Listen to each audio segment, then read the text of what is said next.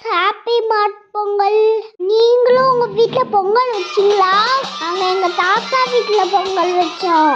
இது எங்களோட second Pongal race.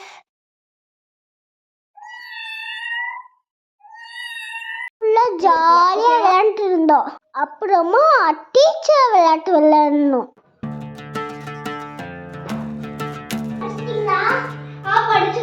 படிச்சிட்டோம்.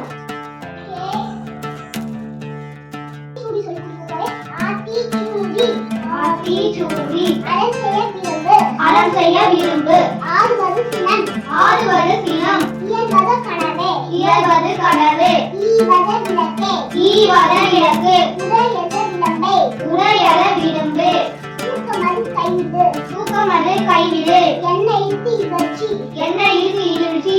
ஏ பகல் இகழ்ச்சி. ஐயமிட்டவும்.